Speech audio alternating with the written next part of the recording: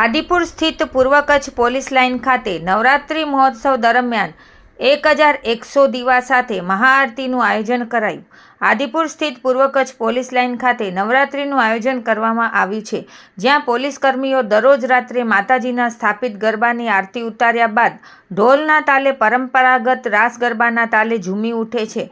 આ નવરાત્રિમાં ગુજરાતી ગરબાઓના સથવારે પોલીસ કર્મીઓ અને પોલીસ પરિવાર ઉત્સાહભેર રાસ રમે છે, જે અંતર્ગત ગત રોજ રાત્રે 1100 દીવા સાથે મહાઆરતીનું આયોજન કરવામાં આવ્યું હતું, જેમાં પૂર્વ કચ્છ પોલીસ અધિક્ષક સાગર બાગમાર, ડીવાયએસપી ડી.આર. ભાટિયા, જિલ્લા ભાજપ પ્રમુખ દેવજીભાઈ વરચંદ, સાંસદ વિનોદભાઈ ચાવડા, ધારાસભ્ય માલતીબેન મહેશ્વરી, જિલ્લા મહામંત્રી ધવલભાઈ આચાર્ય, સંગઠન પ્રમુખ વિજયભાઈ પરમાર સહિત ગાંધીધામ શહેરના તમામ ભાજપના હોદ્દેદારો, આગેવાનો, ચૂંટાયેલા પ્રતિનિધિઓ અને કાર્યકર્તાઓ તથા સમગ્ર પોલીસ પરિવાર ઉપસ્થિત રહ્યા હતા।